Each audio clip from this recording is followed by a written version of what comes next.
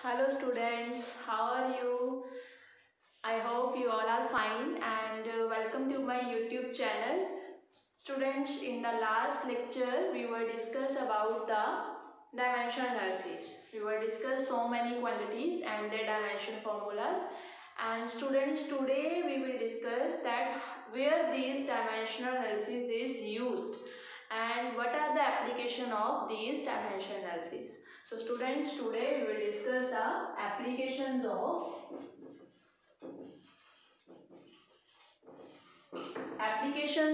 dimension analysis.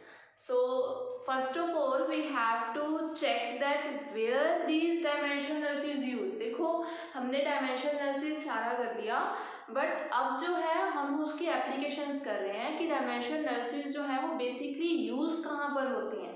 ठीक है, तो फर्स्ट थिंग कि हमने यहाँ पर एक मेथड लिया, दैट फर्स्ट थिंग कि कहाँ पर ये डायमेंशन एनालिसिस यूज हो रही है. This one is to check that the equation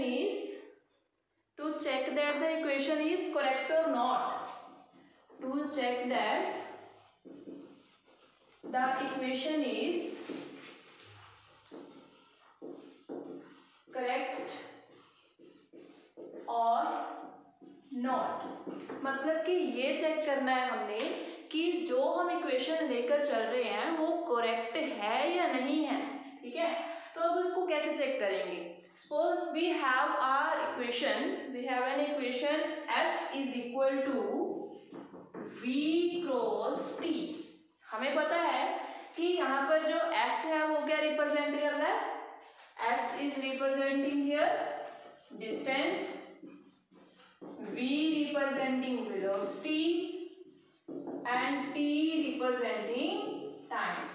यहाँ पर आप डिस्प्लेसमेंट भी नोट कर सकते हो, क्योंकि हम वेलोसिटी को बेसिकली क्या लिखते हैं, डिस्प्लेसमेंट अपॉन टाइम. ठीक है, तो डिस्प्लेसमेंट, वेलोसिटी, टाइम. हमें पता है कि इक्वेशन करेक्ट है. क्लियर. बट अब हम चेक करेंगे कि by using the dimension formula is this equation correct और नॉट. देखिए कैसे करते हैं. फर्स्टली एस क्या है यहाँ पर, डिस्प्लेसमेंट. हमने क्या चेक करना है, लेफ्ट हैंड साइड की डायमेंशंस इक्वल होनी चाहिए किसके, राइट हैंड साइड के.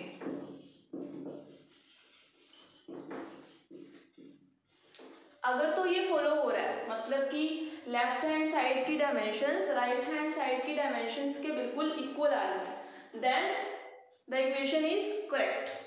Otherwise there is some problem in this equation and we have to modify it. Clear? So firstly we will check the dimensions of the left hand side. So what are the dimensions of the left hand side? Left hand side में क्या है, देखो left hand side contained only S and the dimensions of S meaning displacement. क्या होती है dimensions की, length, क्योंकि displacement एक लेंथ होगी, एंड डायमेंशंस ऑफ वेलोसिटी की डायमेंशंस क्या होती है, हमने लास्ट लेक्चर में की थी, Lt-1, बिकॉज वेलोसिटी क्या थी, डिस्प्लेसमेंट अपॉन टाइम.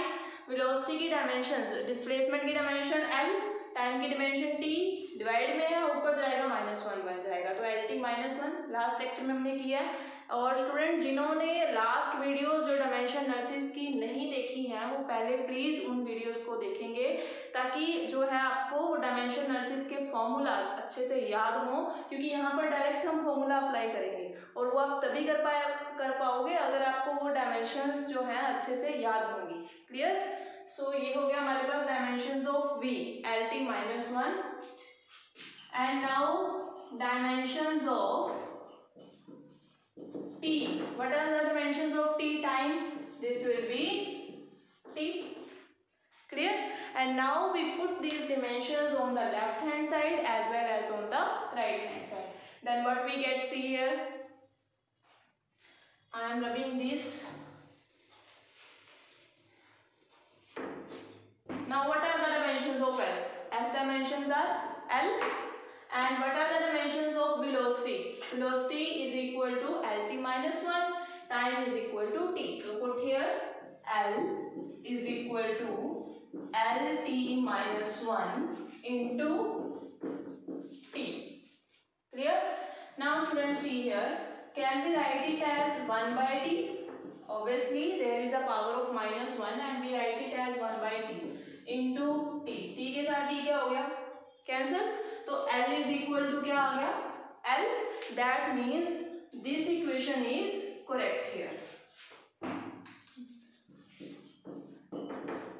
तो हमारे पास क्या आ गया? Left hand side is equal to right hand side. Clear? So इस तरह से हम किसी भी इक्वेशन को डायमेंशनली चेक कर सकते हैं that this equation is correct और not. Clear? Let us take one more example. हम एक एग्जांपल और लेते हैं.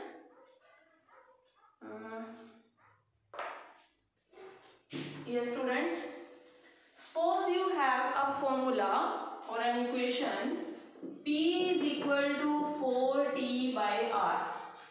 अब आपको नहीं पता कि ये इक्वेशन कहाँ से आई है, आपने कभी इस इक्वेशन को पढ़ा नहीं है, ठीक है, बट हम चेक करेंगे कि क्या ये इक्वेशन ठीक है या गलत है. ठीक है, तो अब कैसे चेक करेंगे? पहले हमें पता होना चाहिए कि P क्या है, T क्या है, R क्या है, तभी उसके डायमेंशंस पुट कर पाओगे. तो सबसे पहले P यहाँ पर क्या रिप्रेजेंट कर रहा है? प्रेशर. ये आपको गिवन होगा, घबराने की जरूरत नहीं है, ये आपको गिवन होगा कि किसी भी क्वांटिटी में जो डिफरेंट हमारे पास यूज हो रहे हैं, ठीक है, इक्वेशंस में, तो वो क्या रिप्रेजेंट कर रहे हैं, तो ये आपको गिवन होगा. P यहाँ पर क्या रिप्रेजेंट कर रहा है? Pressure. T represent here surface tension and R क्या रिप्रेजेंट कर रहा है? R represent here radius. Clear? So as we know the dimension formula of pressure, surface tension and radius, so we put these formulas here. Now dimensional formula of pressure,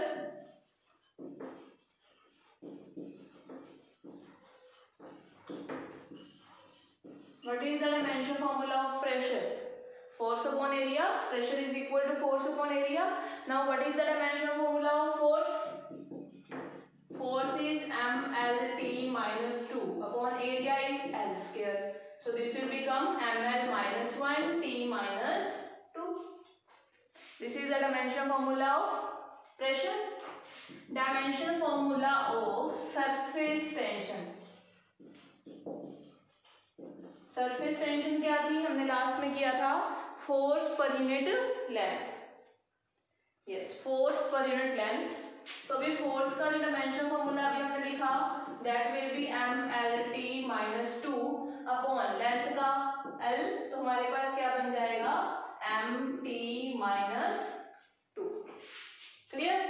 dimension formula of radius. Radius का dimension formula क्या हो जाएगा? L. Simple. ठीक है, तो यहाँ पर जो है हमें डायमेंशन फॉर्मूला पता लग गया, तो हम क्या करेंगे? अब डायरेक्टली यहाँ पर पुट करेंगे. So students, see here, I will put here the left hand side. Left hand side में हमारे पास क्या है? सिर्फ प्रेशर. तो प्रेशर का डायमेंशन फॉर्मूला क्या हो गया? mL minus 1 T minus 2. Clear? And what about the right hand side? Right hand side में हमारे पास क्या है? 4t by r. देखो 4 तो स्टूडेंट्स कांस्टेंट है यहाँ पर, ठीक है, तो इसका तो कोई डायमेंशन फॉर्मूला होगा नहीं, तो हमने सिर्फ t और r का डायमेंशन फॉर्मूला यहाँ पर पुट करना है. Now what is the dimension formula of surface tension? mt minus 2.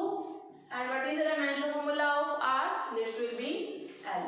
So it will become mL minus 1 T minus 2. Now compare these two.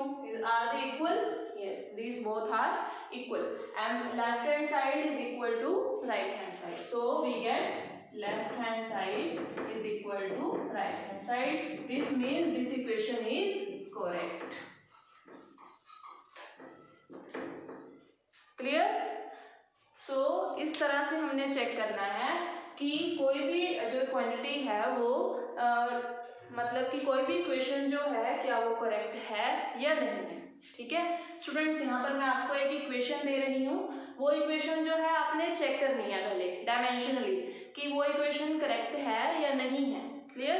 तो फिर आप मुझे कमेंट बॉक्स में उसका जो आंसर है वो लिखकर बताओगे कि इज दिस इक्वेशन करेक्ट और not. And the example for you is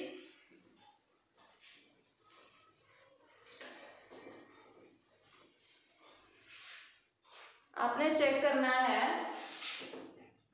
E is equal to mc square. As we know, this is the mass energy relation, clear, given by Einstein. So here E represent energy. You can also write it. E represent energy. M क्या represent कर रहा है? Mass. C क्या represent कर रहा है? Velocity of light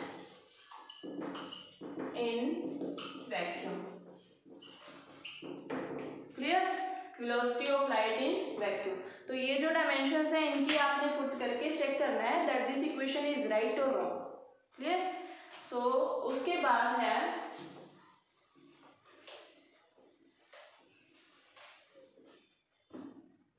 हमारा second part that check that given formula is correct और not. If it is incorrect then write the correct formula. यानी कि सेकंड जो इसकी एप्लीकेशन है, फर्स्ट एप्लीकेशन हमने चेक करनी थी जस्ट द इक्वेशन कि इक्वेशन राइट है या रॉन्ग है। क्लियर।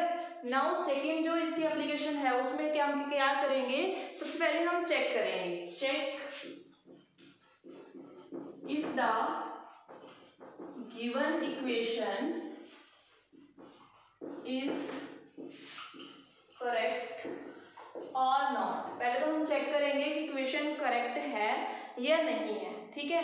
इफ इनकरेक्ट, अगर वो इनकरेक्ट है देन राइट इट्स, क्या लिखना है फिर उसकी करेक्ट फॉर्म। फिर उसकी हमने करेक्ट फॉर्म बनानी है कि उसकी करेक्ट फॉर्म क्या होगी। ठीक है स्टूडेंट्स। तो अब इसको डिस्कस करते हैं 1 minute. Yes, students, let we have an equation h is equal to r rho g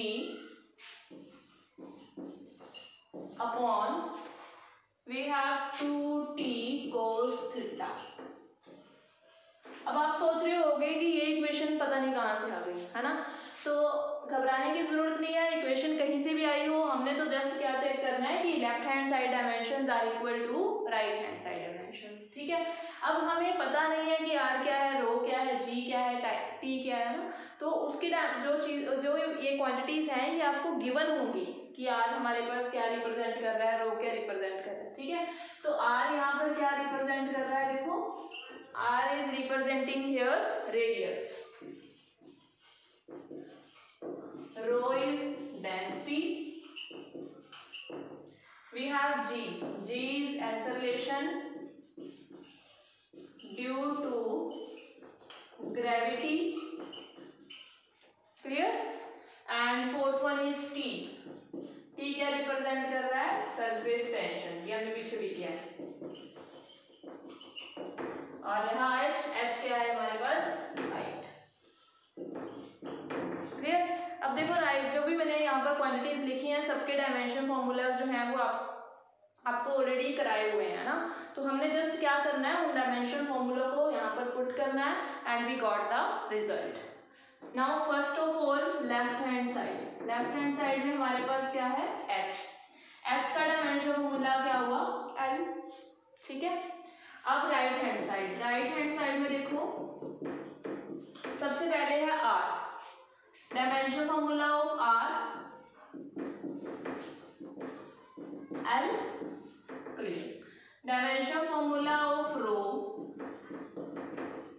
क्या था, density is equal to mass पर यूनिट वॉल्यूम। क्लियर। तो यहाँ पर जो मास है उसको m से रिप्रेजेंट करोगे, वॉल्यूम मैंने आपको बताया था L3, तो ये बन जाएगा ml-3, हमने लास्ट लेक्चर में भी किया था। फिर आ गया डायमेंशन फॉर्मूला ऑफ जी क्या है, acceleration due to gravity. Acceleration due to gravity के आपने यूनिट्स देखे होंगे कि हम क्या यूज करते हैं, मीटर पर सेकेंड स्क्वायर। क्या यूज करते हैं हम, मीटर पर सेकेंड स्क्वायर। तो मीटर किसके डायमेंशंस हो गया, मीटर इज द लेंथ और सेकेंड स्क्वायर में क्या आ गया T square, so this will become L T minus 2। Basically जो एक्सेलरेशन ड्यू टू ग्रेविटी है उसके डायमेंशन एक्सेलरेशन वाले ही होते हैं। तो रहा बचा क्या टी, ये भी हमने पीछे भी डिस्कस किया। तो dimensional formula of T, T का डायमेंशनल फॉर्मूला क्या होगा, अभी हमने पीछे किया था, yes dimensional formula of T is, अभी हमने पीछे किया इसको, is force per unit length mlt minus 2 upon L, this will be mt minus 2। Clear. सो अब हम इन डायमेंशंस को राइट हैंड साइड पर क्या करेंगे पुट कर देंगे। तो पुट करते हैं, देखते हैं फिर क्या बनता है।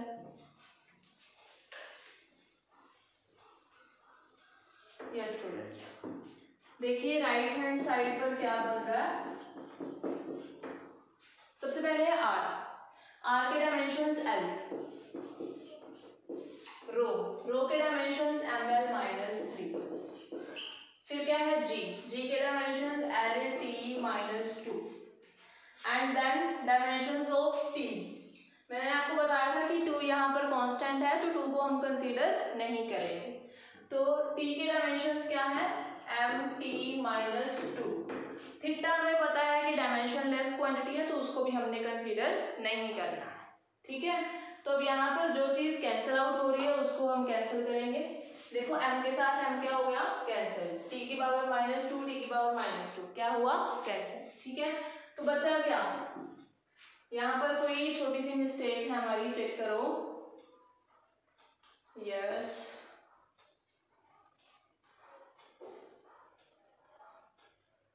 Is there any mistake? No, ठीक है ना। L माइनस 3 L, तो क्या बच गया, ये पावर 1 है, पावर 1 है, 2 हो गया, 2 माइनस 3 हमारे पास क्या बचेगा -1, मतलब हमारे पास क्या आ रहा है 1/L। तो ये तो भैया इक्वल नहीं आ रहे। लेफ्ट हैंड साइड में तो क्या था just L, right hand side में क्या आ रहा है 1/L, means this equation is not correct. Clear. But अब इस बात को ध्यान से सुनो, अगर हम क्या करें इसका रेसिप्रोकल कर दें, मतलब कि L/1, ठीक है, तो क्या बनेगा L ही बनेगा। अगर हम इसका रेसिप्रोकल कर देते हैं L/1 तो क्या बनेगा L, मतलब कि अगर हम इस क्वांटिटी का जो ये है r(ρg/2t cos थीटा) इसका हम ऑपोजिट कर दें यानी कि रेसिप्रोकल कर दें, क्लियर, तो वो क्या बन जाएगा सेम हमारे पास डायमेंशन फॉर्मूला देगा L, क्लियर। तो मीनिंग इसका करेक्ट जो रिजल्ट है वो क्या आएगा H is equal to correct formula, फिर क्या बन जाएगा H is equal to 2t cos theta upon r(ρg)। और इसको आप चाहे ट्राई करके देख लेना कि जब आप इससे डायमेंशन फॉर्मूला निकालोगे H is equal to 2t cos theta upon r(ρg), तो आपका दोनों साइड पर जो डायमेंशंस हैं वो L और L ही बनेंगी, क्लियर। तो हमने क्या किया था, देखो ध्यान से फिर से सुनो, हमारे पास कोई डायमेंशन फॉर्मूला, हमारे पास कोई इक्वेशन गिवन थी, हमें नहीं पता है कि वो इक्वेशन करेक्ट है या नहीं है। हमने पहले उसकी जो है डायमेंशंस निकाल ली और चेक किया कि लेफ्ट हैंड साइड और राइट हैंड साइड के डायमेंशंस आपस में इक्वल नहीं आ रही हैं। तो फिर क्या करना पड़ा, हमने चेक किया कि कैसे इक्वल आ सकती हैं। तो हमने रेसिप्रोकल करके देखा कि अगर हम 1/L को का रेसिप्रोकल कर देते हैं L/1 बन जाएगा, मीनिंग वही सेम लेफ्ट हैंड साइड वाला रिजल्ट बन जाएगा, तो हमारे पास इक्वेशन करेक्ट बन सकती है। तो हमने क्या किया रेसिप्रोकल कर दिया, ठीक है। तो clear. Yes, next is third application, that is very very very important. Third application में से क्वेश्चन पक्का बनता है उसमें से, ठीक है 100%, तो वो आप ध्यान से देखोगे। अभी third is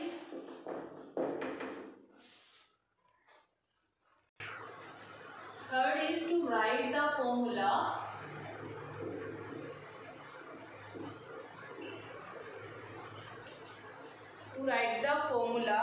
by knowing the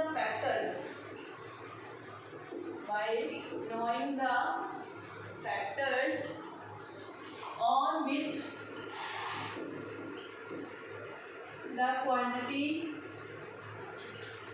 depends. To know the dimension formula, write the formula by knowing the factors on which the quantity depends। कि क्वांटिटी किस पर डिपेंड करती है। अभी आपके लिए नई चीज़ है, आराम से चलेंगे बिल्कुल इसके साथ, ठीक है। तो सबसे पहले बिल्कुल कॉमन और नॉर्मल एग्जांपल देते हैं और आपको उससे बेटर समझ आ जाएगा। आप सबने फोर्स के बारे में सुना होगा, है ना। Now what is force? Force क्या है? Force is equal to M A according to Newton second law, हम सबको पता है, ठीक है। अब सपोज करके चलो कि आप इस फोर्स के बारे में नहीं जानते, आपको नहीं पता कि भैया force is equal to M A, या ये लगा लो कि मुझे नहीं पता कि फोर्स क्या होती है, is equal to M A होती है, ठीक है। तो मैंने क्या किया, मुझे सिर्फ ये पता था कि फोर्स जो है वो एक तो डिपेंड करती है मास पर, सिर्फ मुझे ये पता है कि फोर्स एक तो डिपेंड करती है मास पर, एक डिपेंड करती है एक्सेलरेशन पर, ठीक है। अब मुझे ये भी नहीं पता कि मास की पावर कितनी है, एक्सेलरेशन की पावर कितनी है, तो कुछ भी हो सकती है 1 2 3 4, पर मुझे नहीं पता है, ठीक है। तो मैंने क्या किया, मैंने यहाँ पर ले लिया x कि कोई भी पावर हो सकती है x, यहाँ पर ले लिया y, क्लियर। तो अब क्या करना है, हमने चेक करना है कि उस x और y की वैल्यू क्या है, क्लियर। तो अब हम कैसे चेक करेंगे, हमने दोनों इक्वेशंस को कंबाइन कर दिया, हमारे पास क्या बनेगा, m is directly proportional to mx ay, ठीक है। अब डायमेंशंस जो है वो तीनों के हमने नोट कर लेने हैं। डायमेंशंस ऑफ फोर्स, देखो स्टेप 1 क्या है, स्टेप 1 में आपको क्या गिवन होगा कि कोई फोर्स है वो एक तो मास पर डिपेंड करती है, एक एक्सेलरेशन पर डिपेंड करती है, स्टेप 1 हो गया। आपको नहीं पता कि वो कितनी पावर पर डिपेंड करती है, आपने एक को x लेट कर लिया, एक को y लेट कर लिया।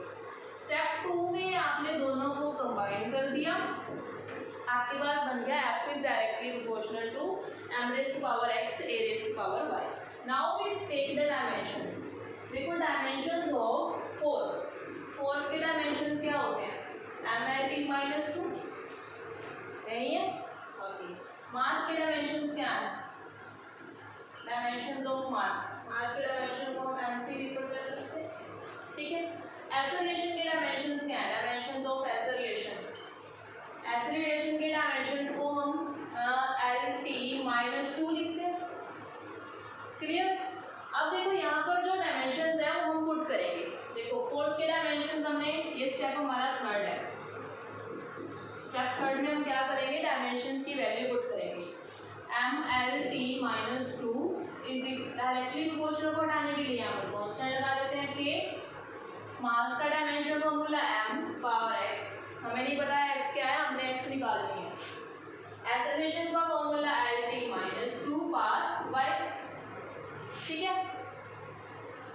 अब देखो यहाँ पर क्या करोगे, इक्वेट करोगे। सबसे पहले equate the dimensions of m, clear. ये मैं रेज कर रही हूँ ऊपर से,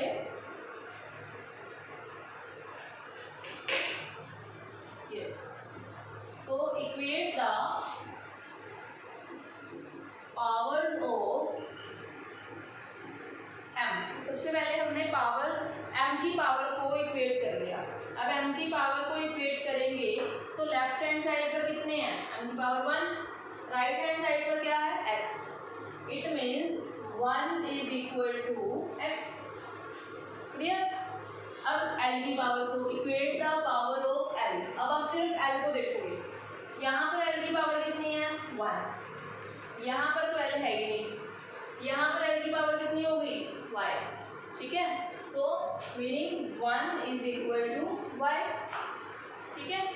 equate the powers of t now, अगर हम t की पावर को इक्वेट करने की कोशिश कर रहे हैं तो इधर क्या आ गया देखो -2, ठीक है। इसके पास तो t है ही नहीं, इसके पास again -2y, clear.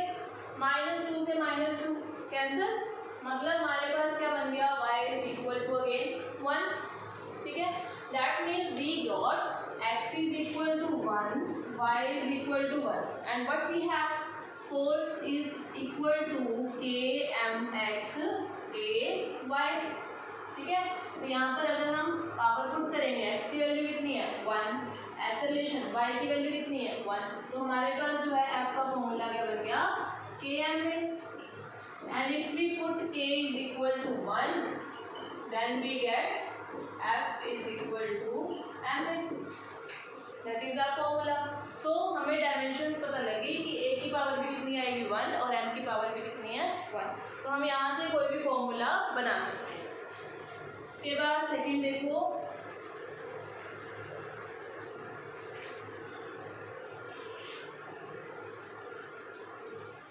Second example से अब आपको और भी क्लियर हो जाएगा।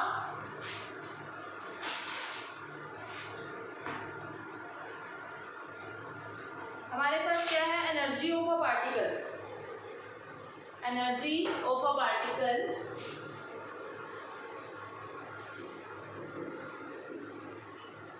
ये हमें गिवन है कि इट डिपेंड्स ऑन, किस किस चीज पर डिपेंड कर रही है वो, depends on mass, amplitude, mass amplitude and angular velocity, mass amplitude and angular velocity of a particle. ये हमें उसने बता दिया कि जो एनर्जी है किसी भी पार्टिकल की वो डिपेंड कर रही है मास पर, एम्पलीट्यूड पर, एंगुलर वेलोसिटी पर उस पार्टिकल को, ठीक है। तो अब हमने क्या करना है, एनर्जी का हमने फॉर्मूला बनाना है, हमने इक्वेशन बनानी है कि एनर्जी जो है वो बेसिकली कैसे इन पर डिपेंड कर रही है, इनकी कितनी पावर्स पर डिपेंड कर रही है।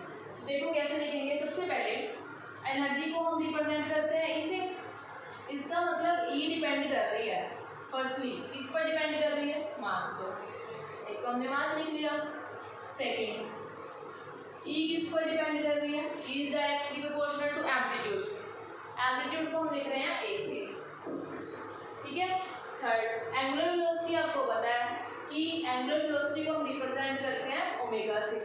क्या होती है एंगुलर वेलोसिटी, एंगुलर वेलोसिटी है कि कोई ऑब्जेक्ट अगर मूव कर रहा है, ठीक है, कोई भी ऑब्जेक्ट है अगर वो मूव कर रहा है तो रोटेट कर रहा है, मतलब कि किसी एंगल पर रोटेट कर रहा है, तो वो एंगल पर कितनी वेलोसिटी से रोटेट कर रहा है, that is called angular velocity, और उसको हम किससे रिप्रेजेंट करते हैं, ओमेगा से। और ये हमने लास्ट टाइम किया भी था, किसके इक्वल होता है, v/r। चलो अभी डायमेंशन फॉर्मूले करते हैं तीनों को। सेकंड स्टेप, ये तो स्टेप 1 हो गया। स्टेप 2 में देखो क्या करना है, तीनों को कंबाइन कर लेना। So from 1 2 and 3 m a omega. फिर पर हमें नहीं पता कि यहाँ पर m की पावर कितनी है, a की पावर कितनी है, ओमेगा की पावर कितनी है, तो हम क्या करेंगे, यहाँ पर रिप्रेजेंट कर रहे हैं x y z, मतलब हम वो x y z निकाल लेंगे अब यहाँ से। चलो अब देखते हैं, सबसे पहले dimension formula of energy, energy का डायमेंशन फॉर्मूला किसके इक्वल होता है, वर्क डन के, तो क्या होगा ml² t - 2।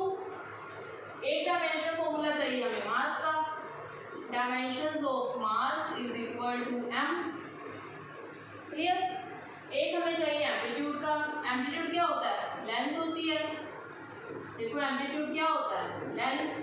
कैसे, सपोज कोई वेव जा रही है, 1 सेकेंड,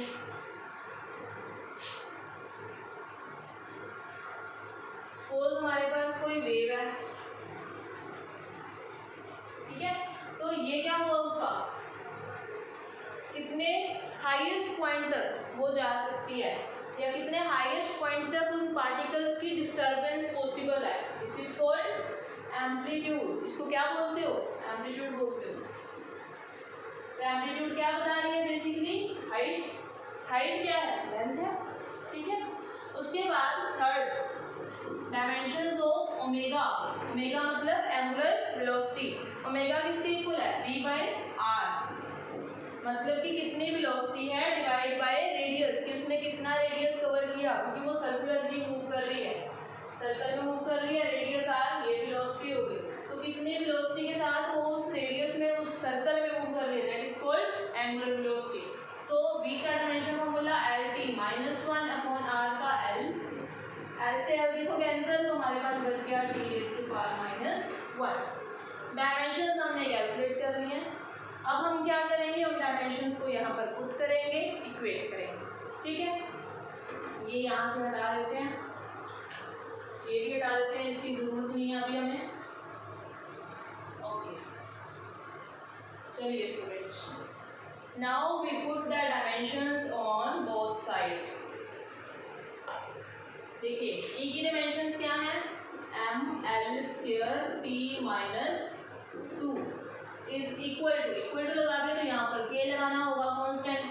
मास के डायमेंशंस है m, meaning m raise to power x। Amplitude के डायमेंशंस क्या है l, meaning l raise to power y। Omega के डायमेंशंस क्या है t raise to power -1, meaning t raise to power -1 into z। Clear, ठीक है, यही बनेगा। चलो अभी कंपेयरिंग करनी है, comparing the powers of m या मास, ठीक है। मास की जो पावर्स की कंपेयरिंग करते हैं, लेफ्ट हैंड साइड पर मास की कितनी पावर है 1, राइट हैंड साइड पर मास की पावर है x is equal to x, क्योंकि यहाँ पर तो मास है ही नहीं, ठीक है। Comparing the power of length, अब लेंथ देखो, लेफ्ट हैंड साइड पर लेंथ की पावर कितनी है 2, राइट हैंड साइड पर लेंथ की पावर क्या है y, तो 2 इज इक्वल टू y है।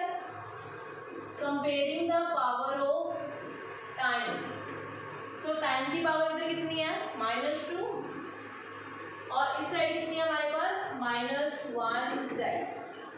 क्लियर, माइनस से माइनस कैंसल, तो हमारे पास क्या बचेगा z is equal to 2। Clear, तो देखिए फिर क्या बन जाता है,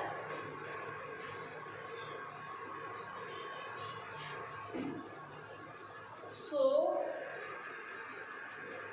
we have E is equal to k, m raised to power x, x की वैल्यू कितनी है 1, देन क्या था हमारे पास a raised to power y, y कितना है 2, देन क्या था हमारे पास omega, omega meaning angular velocity, angular velocity के डायमेंशंस कितने आए 2, ठीक है।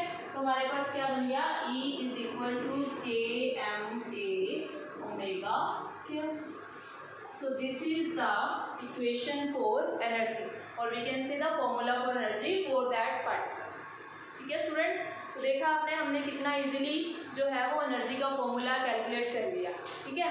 अब मैं आपको 1 न्यूमेरिकल दे रही हूँ यहाँ पर, ठीक है, उसमें आपको फॉर्मूला कैलकुलेट करना है और उसका जो आंसर है वो आप मुझे कमेंट बॉक्स में कमेंट करके बताओगे, ठीक है।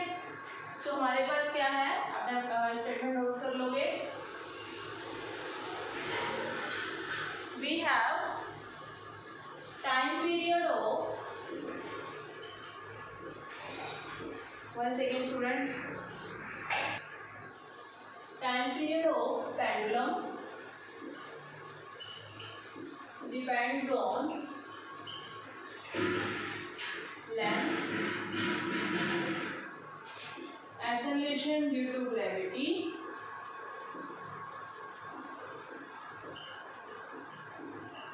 and third thing is mass, mass of the bob।